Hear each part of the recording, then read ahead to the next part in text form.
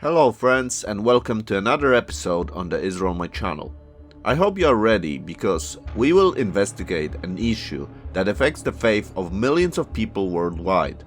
If you can pick a place in Jerusalem, this would probably be one of the most important places to visit. The place where Yeshua was crucified, buried and raised from the dead, Golgotha. But do we actually know where it is? You might be surprised that there are actually two locations in Jerusalem that are candidates for this legendary location. In this episode, we will examine both places and try to determine which one is more likely to be the original site of crucifixion and burial of Yeshua. I will also share with you some amazing facts about the places we will examine, so make sure to continue watching. I will also use my 3D models to help you understand the evolution of these important places. But before we will do that, please don't forget to subscribe to the channel, give a like to this video and hit that bell button. By doing this, you help me and the channel. So thank you so much. With that out of the way, let's begin the episode. Golgotha, Calvary, the Mountain of the Skull, is one of the most mysterious places in Jerusalem. Since the establishment of Christianity as the official religion of the Roman Empire, Jerusalem's importance increased tremendously in the eyes of the people who wanted to find places significant to their faith. One of the most important places to find was, of course, Golgotha, the site where Jesus Christ was crucified.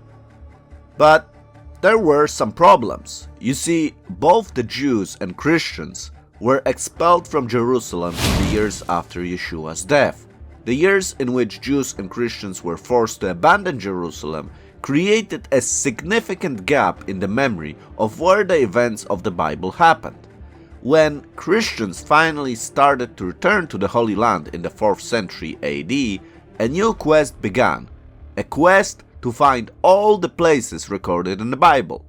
When it was established that a particular event happened in this location, usually a church was built to solidify this claim. This is why when you visit Jerusalem today, many churches point to a specific event recorded in the Bible. However, in many cases, the churches have no archaeological or historical evidence that would prove their claim. In most cases, it is all based on tradition or a belief of a particular group of people. If you visit Jerusalem today, what may shock you is that there are two places where potentially the crucifixion of Christ happened. One place is the Church of the Holy Sepulchre, where most Christians, particularly Roman Catholics and Eastern Orthodox, have traditionally accepted this site as the location of Golgotha. But there is also an alternative site outside the city walls and north of the Damascus Gate, called the Garden Tomb.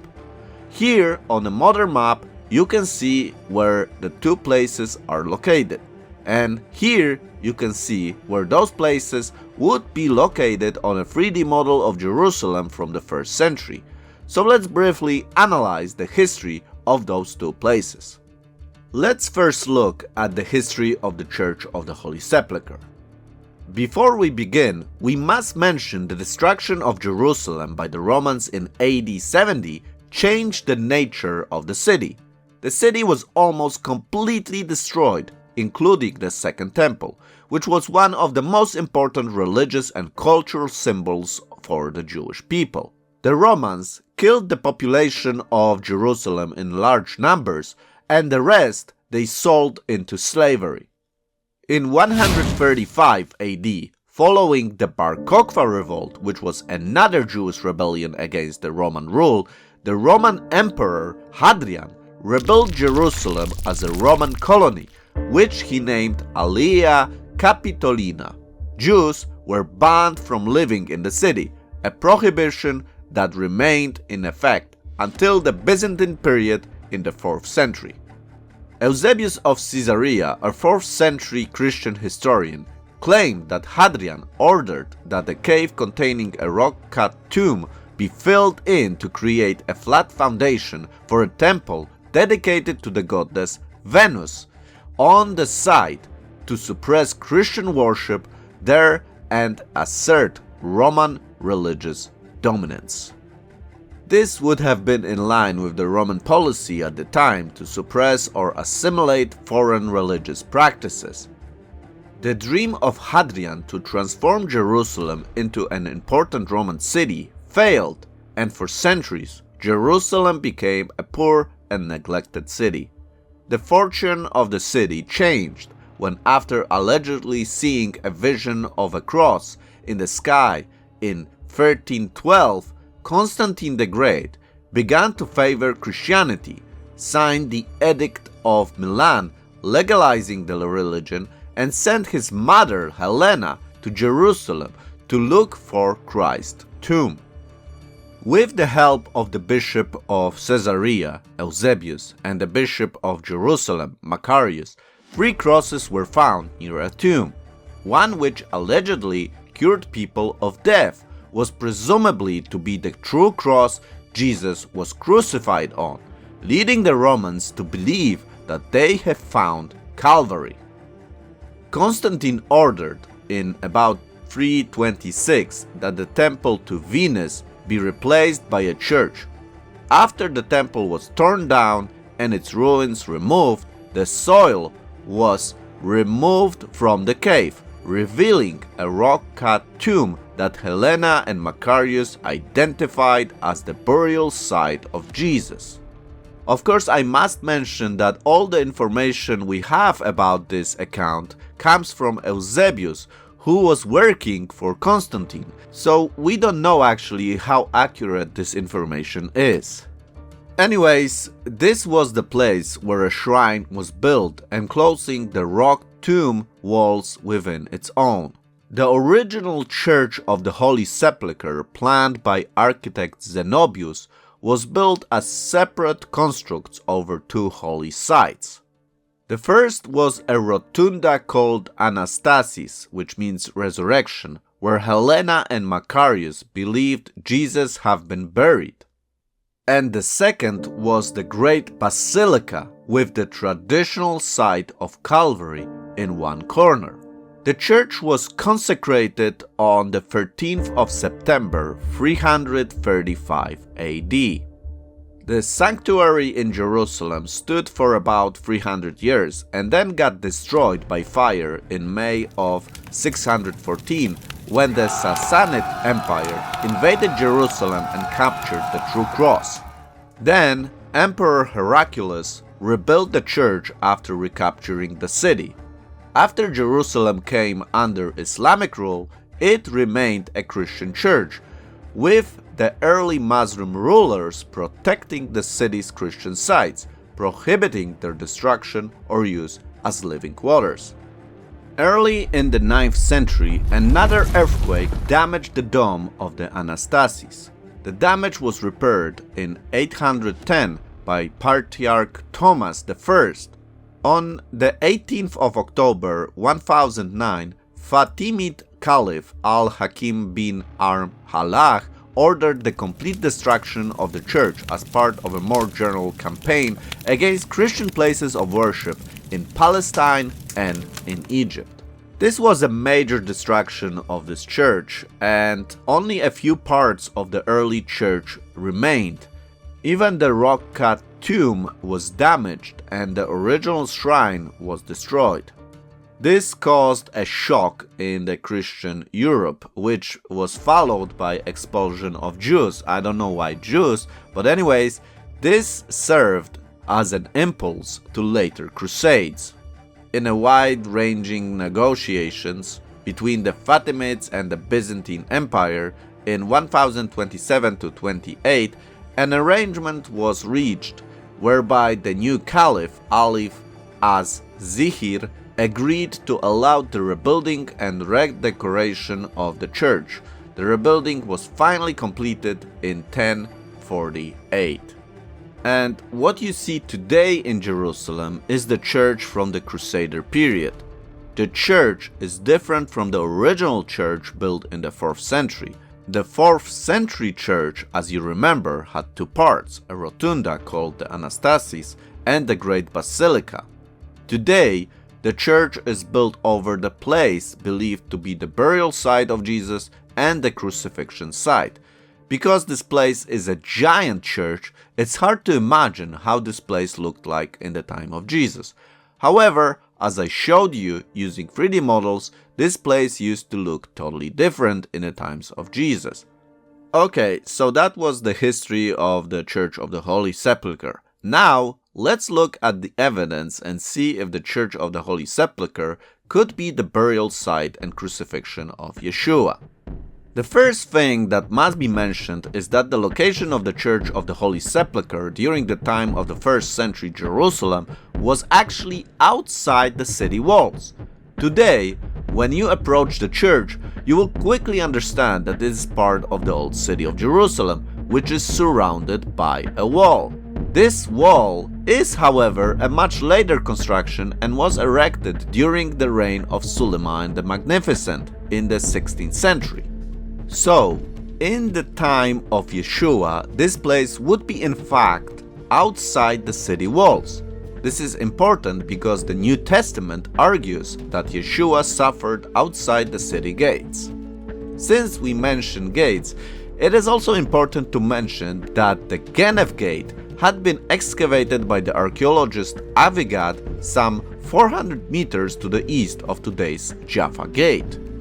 If the Church of the Holy Sepulchre is the crucifixion site, then this gate would be the closest to Yeshua's place of execution.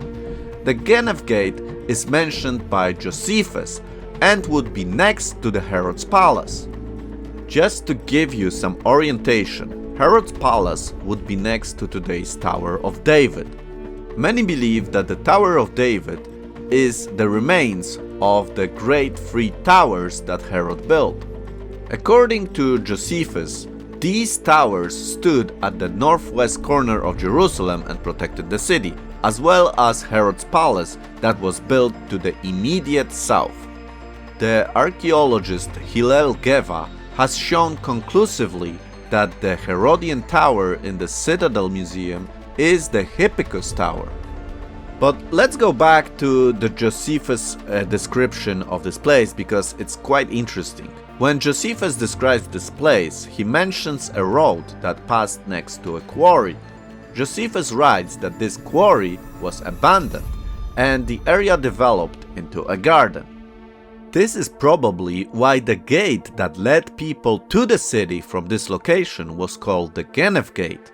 Although Josephus wrote in Greek, scholars understand the word Gennev to be a reflection of an Aramaic word meaning garden. Josephus continues and writes that the garden had a cistern and a pool of water nearby. And then he writes that also in this location there was a rock upon which the Romans crucified people. When you enter the Church of the Holy Sepulchre today, you can see the rock which was identified as the rock upon which Yeshua was crucified. The Romans liked to pick places of execution next to public and busy roads, just outside the city walls, to warn everyone who was approaching the city that rebellion and crime would not be tolerated by the Roman authorities. Excavations under the Church of the Holy Sepulchre and the Lutheran Church of the Redeemer show that in fact in this location a quarry once stood. Additionally, it must be mentioned that the church has been recognized as the site of Jesus' death and resurrection by multiple Christian denominations for centuries. This continued recognition, while it is not a proof, demonstrates a long-lasting tradition that supports the church's claim.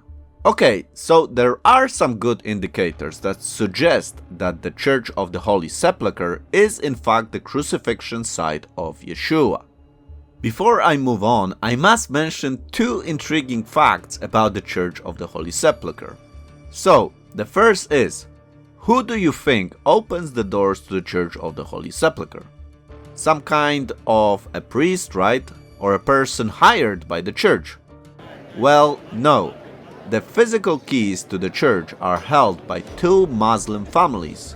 This is a result of the tradition that has persisted for centuries as a means to maintain a natural guardian over the church and avoid conflicts among the different Christian denominations.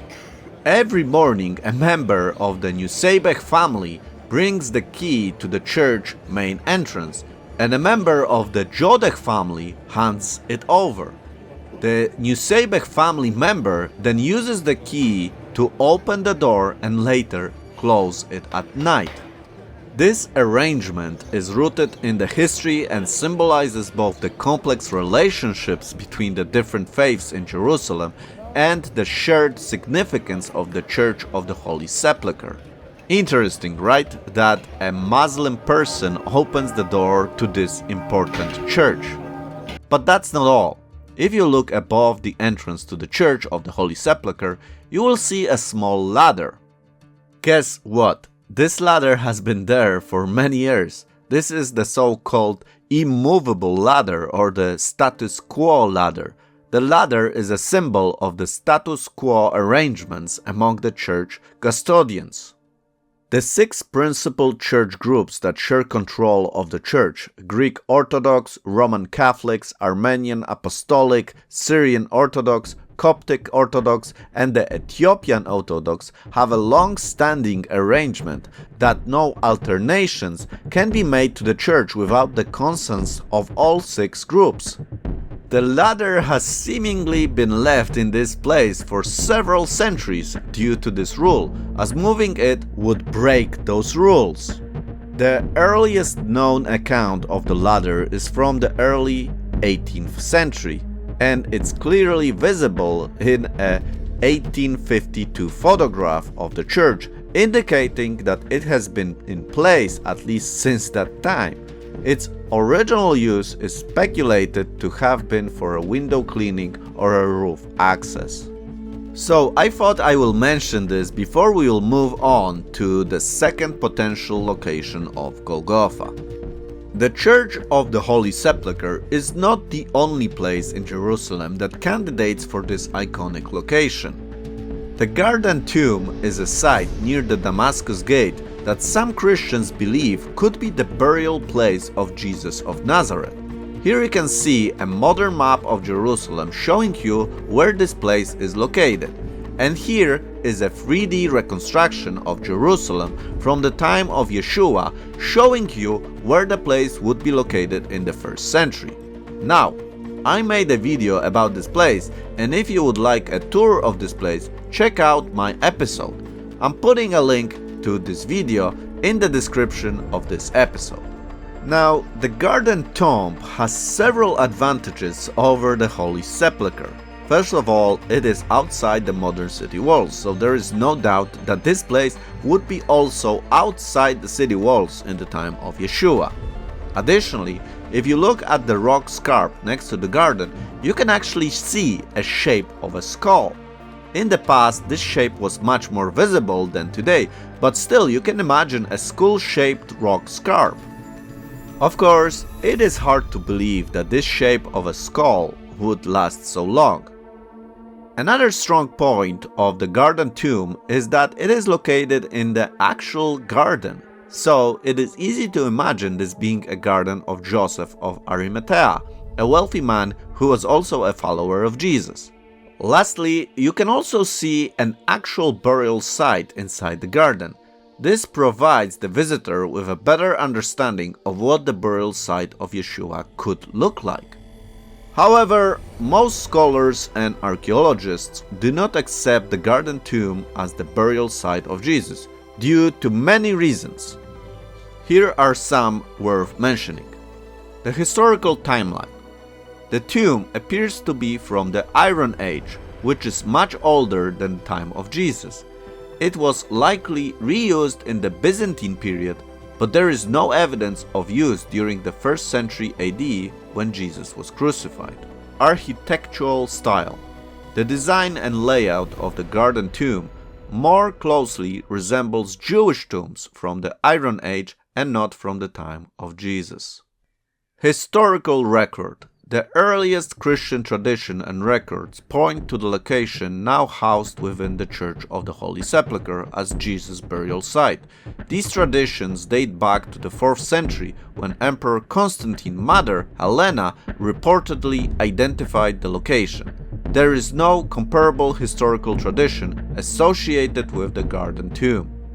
For those reasons, the Garden Tomb is often rejected as the actual site of Jesus' burial. However, if you want to get an authentic feel of how the burial site could have looked like, the Garden Tomb is much a better place than the Church of the Holy Sepulchre. And I'll tell you something, I actually don't see those two places as competitors. Rather, I believe that seeing the two locations is worth the effort. When you visit the Church of the Holy Sepulchre, you can have a strong feeling that this might be the actual site of Jesus' crucifixion, and when you visit the Garden Tomb, you can understand what such a burial site would look like. Therefore, together, those two places offer an amazing combination. So make sure to check out both of these places the next time you will visit Jerusalem. Before I will finish, I would also like to mention two interesting facts about the Garden Tomb. The first is that if you go to the Garden Tomb and look at the rock scarp, you will see an Arab bus station below and an Arab cemetery on the top of the rock scarp. It may seem disturbing to you and you may think this view destroys the atmosphere, but actually this is very symbolic. As you remember, the Romans liked to organize the places of execution next to public roads. The bus station is a modern symbol of a place where people travel today. So, the bus station actually fits this location, and it is a reminder to people who travel to different parts of Israel. The cemetery is also symbolic. This crucifixion was a symbol of death, and now there is a cemetery in this very spot. Amazing! The second interesting fact about the Garden Tomb is that when you enter the tomb, you must turn right to see the actual place where it is believed that Yeshua's body laid. If you turn to the Gospel of Mark 16:5, we read, "As they entered the tomb, they saw a young man dressed in white robe sitting on the right side, and they were alarmed." So, the setup of this particular tomb fits perfectly the description provided in the Gospel of Mark. This makes this place even more special, and you can better understand the narrative of the Gospels. So, I hope you enjoyed this episode and you were able to learn something new. As always, I want to thank everybody who is supporting the channel. As you probably know, the channel is reaching millions of people every month. So, your support helps to spread the biblical teaching around the world. I am very thankful for your support because it enables me to buy stock images and video shots that make my episodes more immersive. So thank you very much. Thank you for being partners in this work of spreading God's word worldwide. If you would like to support my channel, the best way is through the Patreon page. If you go to my channel main page, you can click on the Patreon icon that will take you directly to my Patreon page. Any support is greatly appreciated. I will also leave a link to the Patreon page in the description of this video. So, thank you for your attention, have a great day, and Shalom.